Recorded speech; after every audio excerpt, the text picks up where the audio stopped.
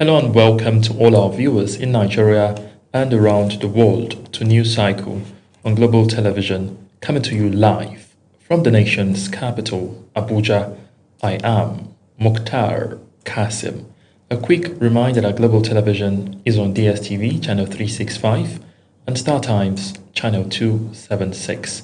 Begin from national security matters, where the federal government has arraigned suspects linked to an alleged coup before the Federal High Court in Abuja. The defendants were brought before Justice Joyce Abdulmalik on charges bordering on treason and terrorism. Ubong Usoro has the details. The federal government has filed a 13-count charge against 6 individuals, including 2 retired senior military officers and a serving police inspector, over an alleged plot to overthrow the Nigerian government. The suspects are facing charges ranging from conspiracy and treason to terrorism financing and failure to disclose security intelligence. The arraignment, which took place at the Federal High Court in Abuja, is part of ongoing efforts by authorities to prosecute those allegedly involved in the 2025 coup plot. At the court premises, emotions ran high as family members of some of the defendants reacted to the proceedings. Wife of an alleged terrorism financer, Tina Umaru, broke down in tears, appealing to authorities to have mercy and expressing concerns over the prolonged detention of her husband. She appealed to the government for mercy, urging authorities to consider the plight of her family. I said my husband is a civilian, not a soldier. How come? They said they did not know anything. Since then, my children is not going to school. They don't want to throw us out of the house. They are just there. Nobody to help me. The case, which is expected to continue in court, could have far-reaching implications for national security and governance, according to observers. Ubong Usoro, Global TV News.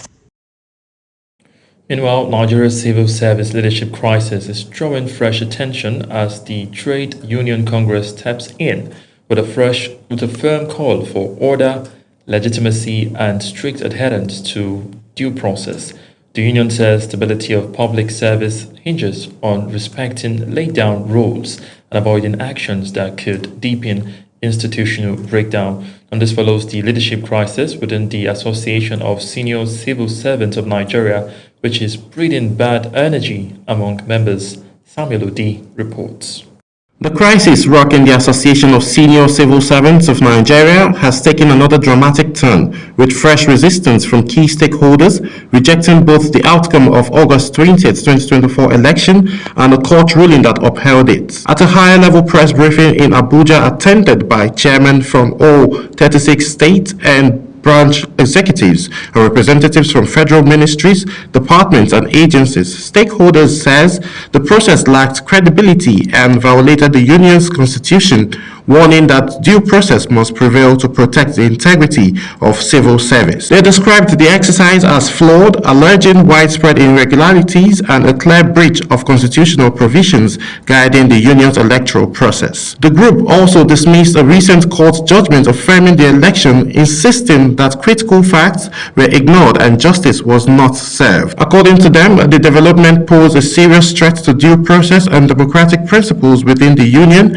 and called for an immediate notification of the election, urging relevant authorities to step in and restore credibility to the system. For us, the state chairman and the branches and the chapter chairman were not part of any purported election that was held that brought in Bola Audu. It is just unfortunate that such judgment can be delivered, and this actually affects the fundamental human rights of all the chairmen or state chairmen and the chapter chairman in all the federation of the 36 states. So the position was echoed by a representative from federal institution who says workers across MDAs are demanding a credible and inclusive process. They stressed that anything short of due process risks eroding confidence in the union's leadership and weakening its role in protecting workers' interests. We are not part of it that brought the purported leadership of innocent Bola Audu. It is quite unfortunate that we found ourselves in this position, and above all, our fundamental human rights as unit chairman was truncated. It is really quite unfortunate that we find ourselves and we don't know what the judge rely upon to deliver such judgment. We are looking forward that our right will be upheld as we move further in our litigations and our appeal. With tension rising, the association says it will pursue all lawful means to challenge both the election and court ruling, setting the stage for a prolonged battle over leadership of one of Nigeria's most influential civil service union. Samuel Odi, Global Television News.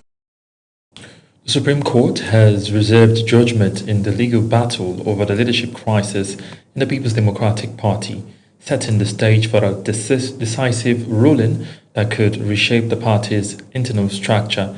The Apex Court took the decision after hearing consolidated appeals and cross appeals filed by aggrieved members of the opposition party following conflicting judgments from lower courts. Global TV's Usoro. The dispute stems from earlier rulings of the Federal High Court in Abuja and the Court of Appeal, which nullified the PDP convention held in Ibadan and upheld the suspension of some key party officials. Among those affected are A.K. Ajibade ACN and Senator Samuel Anyanwu, whose suspension became central to the legal tussle rocking the party. While the PDP is asking the Supreme Court to intervene on grounds that the matter is purely internal and outside the jurisdiction of the courts, the respondents insist the lower court acted within the law. In a cross appeal, Senator Samuel Anyanwu and others are urging the Apex Court to set aside parts of the judgment that validated their suspension. After adopting written arguments, the Supreme Court reserved judgment to a date that will be communicated to the parties. Reacting, the PDP National Publicity Secretary, Ini Ememobong, urged parties to remain calm and optimistic. And therefore, like the Learned Senior Counsel said today in court, the court plays a critical and central role in our democracy. Today, the matter relating to the leadership of the People's Democratic Party, of whether that party will remain an opposition party as it should be, at least from now to 2027, or whether it will become an appendage of the APC. The National Publicity Secretary called on party faithfuls to sustain confidence in the judiciary, expressing hope that the Supreme Court would deliver a judgment capable of strengthening democracy and preventing a one-party dominance. He further described the Supreme Court as the ultimate hope of the common man, noting its consistent role in resolving complex political disputes. We have absolute faith in the judiciary, and that is why we have submitted to the jurisdiction of the court, and that's what happened today. The eventual ruling is expected to have far-reaching implications for the stability of the party and the broader political landscape ahead of future elections. Ubong Usoro, Global TV News. Meanwhile, the Supreme Court has again reserved judgment in the leadership crisis rocking the African Democratic Congress, ADC, a dispute that could reshape the party's future ahead of the 2027 general elections. Again, Ubong Usoro has details. The Apex Court's decision followed arguments from rival factions within the party, one aligned with former Senate President David Mark and the other led by Nafiu Bala Gombe. The case is part of a broader push by the court to fast-track internal disputes within political parties, in line with the timeline set by the Independent National Electoral Commission (INEC). The ADC legal advisor, in his remarks, stressed that the appeal before the Supreme Court raises critical constitutional questions, particularly on whether courts have the jurisdiction to intervene in internal party leadership disputes. We are hoping that the Supreme Court will help to sustain democracy in Nigeria. The crisis has continued to deepen tensions within the party, with recent developments raising concerns about unity and structure. A planned national convention by Bala-led faction in Abuja failed to hold, with reports indicating the absence of delegates and key officials. The party's National Publicity Secretary, Bolaji Abdullahi, reaffirmed the party's commitment to resolving a crisis through legal means. We are quite confident. The case is very straightforward. We are here today. The court, like the legal advisor has said, we are waiting for a day for the ruling. But we are very confident that the case will be decided in our favor because it's an established case. Senatorial aspirant Anambra ADC Chidi Okoye says the crisis is unfortunate, but it also presents an opportunity for the party to rebuild stronger. The APC government is doing everything within their capabilities to ensure that we don't feature in the forthcoming election. But this is Nigeria, this is democracy. Although they're trying to stifle democracy, but the party leadership will determine the way forward. If a later date, a decision that could determine the leadership structure of the ADC and its readiness for the 2027 elections. Ubong Usoro, Global TV.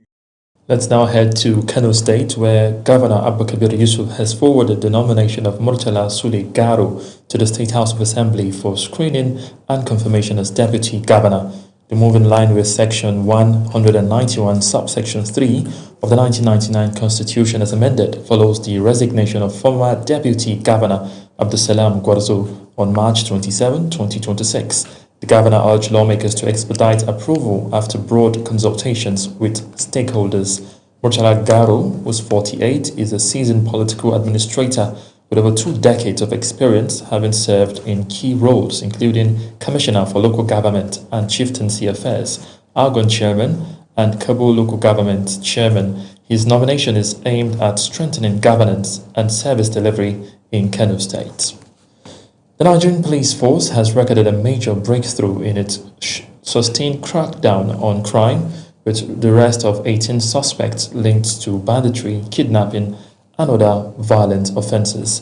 The operation, carried out by the Special Tactical Squad for the Force Intelligence Department, spanned the first quarter of 2026 and covered Kaduna, Nasarawa, Plateau, Taraba States, and the Federal Capital Territory.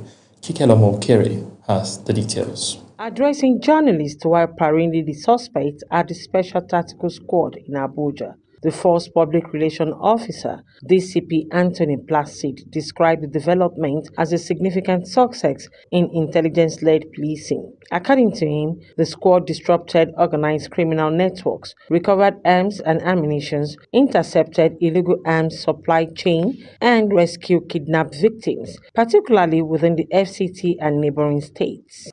And the prevention of further criminal activities, particularly within the Federal Capital Territory and adjoining states. These achievements reflect the continued commitment of the Nigerian Police Force to intelligence-led policing and decisive action against criminal elements. In one of the high-profile operations, police operatives recovered a trailer load of vandalized railway materials in Akwanga, Nasarawa State. Chisom Good News and Ahmed Adamu were arrested on the 9th of April 2026 while transporting about 60 tons of railway tracks and sleepers concealed under sacks of granite shells. Investigation reveals that stolen items valued at 400 million naira were being moved from Bauchi State to Ilorin in Kwara State for illegal sales. The Force Public Relations Officer reveals that the truck is used for operation has been impounded, while efforts are ongoing to arrest other members of the syndicate and recover additional exhibits. The police says the operation followed the directive of the Inspector General of Police to intensify the arrest of vandals targeting critical national infrastructure. Investigation reveals that the suspects were involved in the transportation of vandalized railway tracks and sleepers valued at over 400 million naira from Bauchi to Ilorin, Kwara State. These railway tracks and sleepers were concealed under sacks of groundnut shells to evade detection. The trailer with registration number KRB 355SX used for conveyance was also recovered and currently in police custody. Within the period under review, the squad also recovered 10 vehicles of different brands, including Toyota Hilux, Toyota Corolla, among others. The Nigerian Police Force maintained that the successes underscores its commitment to proactive intelligence-driven operations and the protection of lives and properties across the country. Kikelomo Okere, Global TV News. And for thousands of families in Apa local government area of Benue State, home is no longer a place of safety, but a fading memory. Displaced by violence and forced to live in fear, residents are now appealing for urgent intervention to help them rebuild their lives. Correspondent Felicity Ndere, who visited the communities, now. A journey along the Otukpo-Oweto Expressway in Benue State paints a grim picture. Community once thriving on farming now lie empty. From Amoke to Ogbogo village, a stretch of about 10 kilometers, the reality is haunting silent communities, deserted homes, and no sign of life. Our singular request is secure Apa and Agato. These communities were once known for farming. Now farmlands that sustain families lie abandoned. Livelihoods that depend on them have collapsed. In Ampali, residents are still reeling from a recent attack. A member of the community, Nelson Ocho, said suspected armed herders killed 10 people, forcing survivors to flee. There's serious damages that have been done here. If you look around, the economic livelihood of these people have been completely destroyed, from garri processing to farming. Few years before now, if you come to this community at this particular time, you will see farming activities. People don't come home early because they have to stay on the farm, make heaps, and prepare for the rains. Now it's not happening. Our plea is a plea of survival. For these communities once known for farming, the impact has been devastating. Farmlands that once sustained families now lie abandoned as livelihoods that depend on them have collapsed. Schools are deserted, health centers shut, and hope is fading as insecurity continues to drive away teachers, health workers, and potential investors. Community leaders say more than 20,000 people have been displaced, with entire council wards overrun and abandoned. We want a security presence, especially within Idiku clan, Idiku community. At least an FOB that will be manned by the military will be okay for us. Elders say earlier efforts at peaceful coexistence have collapsed, leaving behind grief, fear, and broken trust. If not God, who can help us? If the federal government is looking at us and the state government is looking at us like that, then if not God, who can help us again? Let them arrange and assist us. We like their help. With the planting season already on the way, fears are mounting that continued displacement could trigger severe food shortages, not only in these communities, but across the wider region. For these families, the demand remains simple: to return home, to farm again, and to live without fear. But without urgent security intervention, that hope remains uncertain. In Apa local government area of Benue State, Felicity Ndere reporting for Global Television News. You're watching the live broadcast of News Cycle. News Cycle continues after this weather forecast plus business, foreign, and sports stories on the other side of this break. Please stay with us. Hello, thank you for joining us in the weather forecast for Thursday. Now, across some northern states, slight dust haze is expected with improving visibility and no significant concerns or hazards. To other parts of the country, it's going to be a mix of clouds and sunshine, while morning thunderstorms are expected in parts of the coast, that is, Cross River and Akwa Ibom states. Later during the day, isolated thunderstorms are expected in parts of Adamawa, Taraba, Kaduna, the north-central cities, down to the southern states. It's going to stay quite hot in parts of Yola, Adamawa states, where temperatures are reaching as high as 43 degrees Celsius. So remember to drink lots of water and take precautions in the heat. I am Theodora Itzum. Thank you for watching.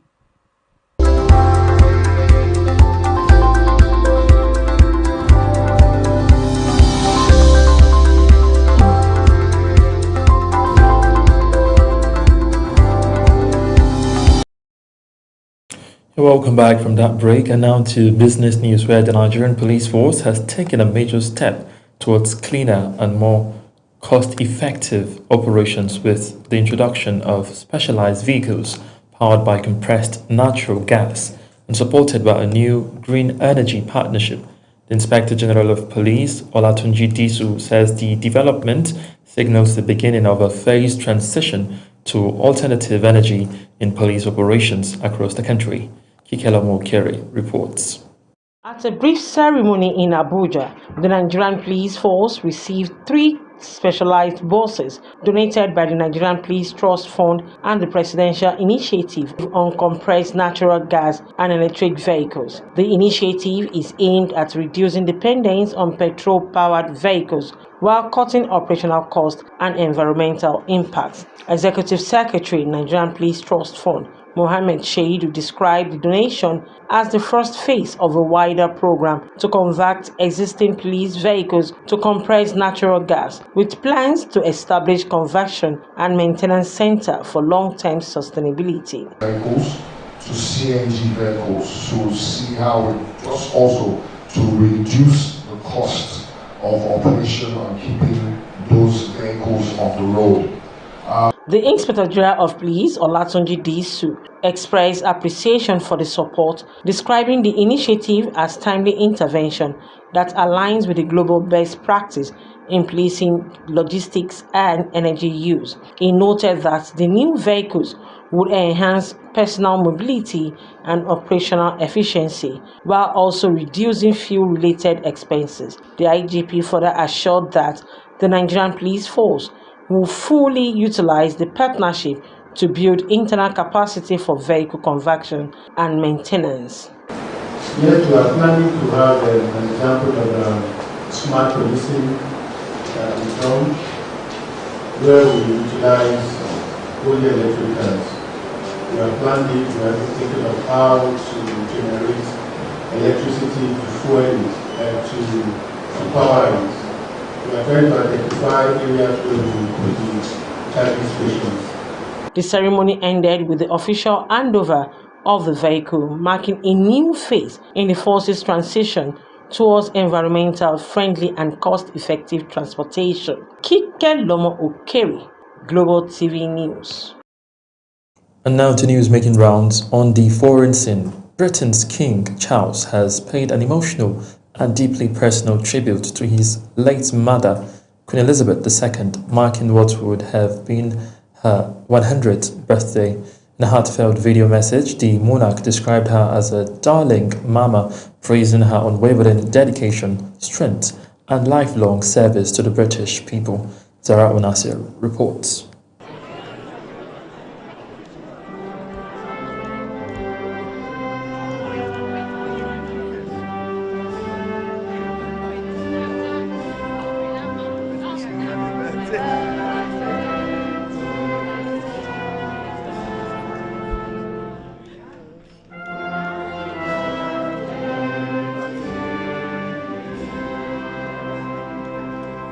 The tribute came as Buckingham Palace unveiled final plans for a national memorial to honor the United Kingdom's longest reigning monarch. King Charles, 77, reflected on his mother's legacy, saying she remained constant, steadfast and wholly devoted throughout her extraordinary reign.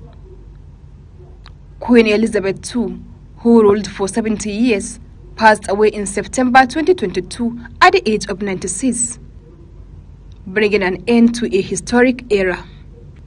In his message, the king noted that the challenges of the modern world may have troubled her deeply, but said he drew strength for her enduring belief that goodness will always prevail and that a brighter dawn is never far from the horizon. The planned memorial will include a statue by renowned sculptor Martin Dennis, depicting the Queen as a young monarch in ceremonial robes, symbolizing the grace and duty that defined her reign. Zahra Unasr, Global TV News. In the meantime, United Kingdom Prime Minister Keir Starmer is facing mounting pressure to resign after explosive new testimony revealed that his office may have pressured civil servants to fast-track a controversial diplomatic appointment, one that ultimately had to be cancelled due to ties to a deceased American financier linked to serious crime. Our correspondent, Edikon Michael, has details. What began as a quiet diplomatic appointment has exploded into the most serious threat to Keir Starmer's premiership. Earlier the week, Holly Robbins, the most senior official in the Foreign Office until he was dismissed last week, delivered testimony that directly contradicts the Prime Minister's account of what happened. I'm sorry to harp on. Peter Mandelson was not denied vetting. The recommendation the UKSV report, in the case of the Foreign Office and half a dozen other departments, makes a recommendation on the basis of findings. That's then assessed, and a decision is made by the department by a capable, experienced and expert team. So I didn't think I'd better go and find out whether people who've had some particular risks highlighted in a UKSV report have then had that information shared with the Prime Minister or with any other minister, because to do so would immediately have opened up the box of the vetting system, which I hold to this hour is an important part of our national defences. Robbins was referring to Peter Mandelson, a senior Labour politician with decades of influence in British politics. But Mandelson has a significant problem. He was a long-time associate of Jeffrey Epstein, the American financier who died in custody while facing sex trafficking charges. When Mandelson was being vetted for the role of British envoy to Washington, independent security officials reviewed his background. What they found was damaging. His connections to Epstein's men's security clearance should be denied. That should have been the end of the story. But last week, the UK Guardian newspaper revealed that security officials had recommended denying clearance, and Downing Street apparently knew nothing about it, or so the Prime Minister claims. Many members across the House will find these facts to be incredible.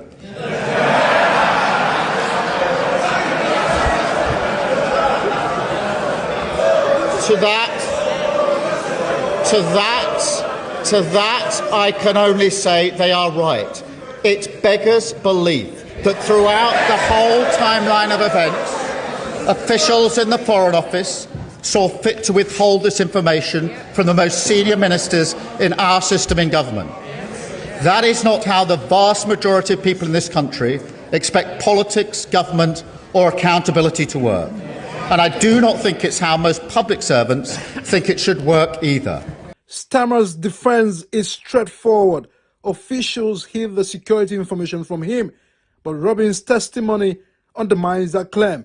According to the Foreign Office veteran, the problem wasn't concealment, it was pressure. And now to sport. The Super Falcons of Nigeria have slipped to their lowest FIFA ranking point total in 3 years, despite edging up one place in the latest women's world ranking released.